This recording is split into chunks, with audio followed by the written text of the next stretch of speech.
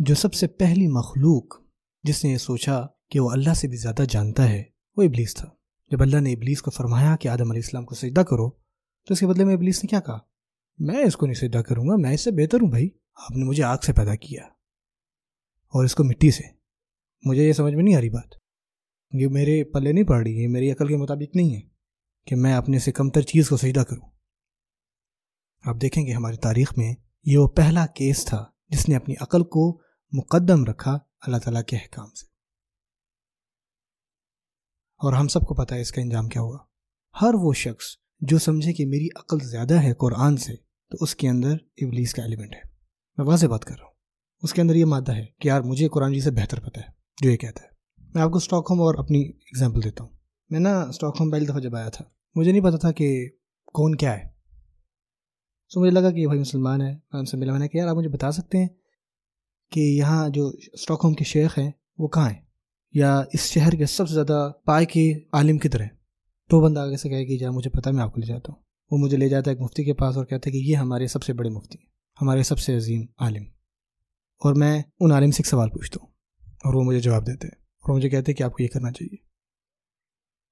اور پھر جو میرا گائیڈ تھا، میرا رہنما، وہ مجھے کہے نہیں آپ مفتی کی بات نہ سنیں، یہ غلط کہہ رہے ہیں، اور کیونکہ میں آپ کو مفتی کے پاس لے کے آیا ہوں تو مجھے نا ان سے زیادہ علم ہے بھائی، تو آپ کو بجائے مفتی کی بات کے نا میری بات سننی چاہیے۔ اب یہ ایگزامپل میں نے آپ کو کیوں دی؟ اس کیس میں مفتی قرآن اور سنت ہے، اور یہ جو رہنما، یہ جو گائیڈ ہے جو ہمیں قرآن اور حدیث تک لے کر جاتا ہے، یہ عقل ہے ہماری۔ سو جب ہمیں عقل لے جائے قرآن اور حدیث کے پاس تو جو ہماری عقل کا رول ہے وہ کبھی بھی آگے نہیں بڑھتا مفتی کے رول سے، قرآن جیت کے رول سے۔ وہ کوئی بات سمجھ میں آ رہی ہے؟ سو ابن تیمیہ کیا فرماتے ہیں، اگر یہ آپ کے ساتھ ہوتا تو آپ کیا کہتے اس گائیڈ کو، اس رہنما کو، کہ بھائی تم نے خود یہ ٹیسٹیفائی کیا کہ یہ اسٹاک ہوم کے شہر کے سب سے بڑے اسکالر ہیں، سو جب تم نے یہ بات مان لی ہے اور خود اپنے منہ سے کہا ہے تو تمہاری یہ بات بڑی عجیب ہے، جبکہ تم نے خود یہ کہا یار کہ یہ ہمارے شہر کے سب سے بڑے شیخ ہیں، اور یہ بات کہ تم واقعی مجھے لائے ہو ان شیخ کے پاس، اس سے تم خود شیخ نہیں بن جاتے، خود مفتی نہیں بن جاتے۔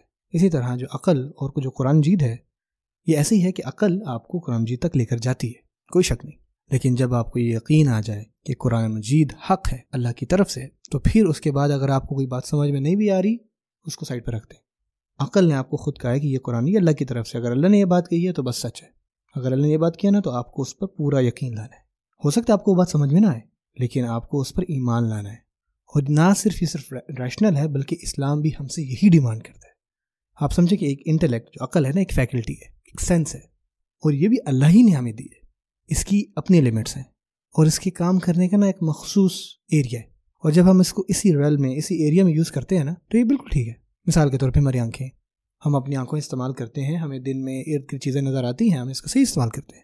اگر کوئی بندہ فل اندھیرا کر کے دیکھنا چاہے بالکل پچ بلیک میں، اس کو کیا نظر آئے گا؟ کچھ نہیں۔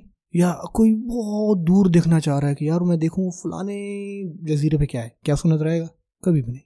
اسی طرح ہماری عقل کی بھی ایک لمٹ ہے، اگر آپ اپنی عقل کو صحیح طرح سے استعمال کریں گے تو بے شک آپ چاند پہ جائیں اور واپس آئیں، لیکن اگر آپ اس عقل کو مزید زور دیں گے کہ یار یہ مجھے نہیں سمجھ میں لازمی سمجھوں گا، نہیں، اور پھر آپ چیلنج بھی کرنے لگ جائیں کہ نہیں مجھے سمجھ میں نہیں آ رہا تو خدا نخواستہ نعوذ باللہ یہ قرآن مجید میں نہیں، غلط ہے، نعوذ باللہ، یہ دیکھیں آیت میں کیا لکھا ہے، استغفر اللہ۔ لوگ ایسا کرتے ہیں، یار یہ جو احکام ہے یار یہ مجھے سمجھ میں نہیں آ رہا۔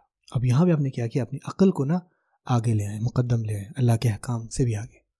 اور یہ بات بھی جان لیں کہ نان مسلمس کے لیے جو انٹلیکٹ، جو عقل کا مقصد ہے وہ یہی ہے کہ وہ ان کو اسلام تک گائیڈ کر دے، اور مسلمان کے لیے عقل کا مقصد یہ ہے کہ اس کو اسلام سمجھ میں آ جائے۔ لیکن سبحان اللہ، قرآن جی کی سب سے پہلی آیت کیا ہے؟ الذین یؤمنون بالغیب، کہ وہ جو غیب پر ایمان لاتے ہیں۔ غیب کیا ہے؟ یعنی ایسی بہت ساری چیزیں ہیں جو ہماری عقل سے ماورا ہیں۔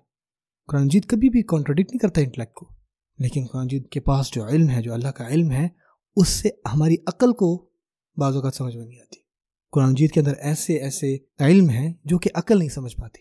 مثال کے طور پہ فرشتے، جنت جہنم، آپ مجھے بتائیں سائنٹیفکلی آپ پروو کر سکتے ہیں کہ یہ فرشتے ہیں؟ نہیں۔ سبحان اللہ، چھوڑیں ہیں فرشتوں کو، کہ آپ اپنے اندر کی روح کو پروو کر سکتے ہیں سائنٹیفکلی؟ کیا سائنس پروو کر سکتے کہ ہر انسان میں روح ہوتی ہے؟ واللہ یہ آپ کوئی بھی انوینٹ کر لیں، سائنٹیفک اپریٹس کچھ بھی کر لیں، وہ کبھی بھی ڈیٹیکٹ نہیں کر پائیں گے کہ آیا آپ کے اندر روح ہے یا نہیں۔ سبحان اللہ، اگر ہم اپنی خود کی روح ہی نہیں ڈیٹیکٹ کر پا رہے تو کیا ہم سائنس کو استعمال کر کے سب کچھ ڈرائیو کریں گے؟ نہیں.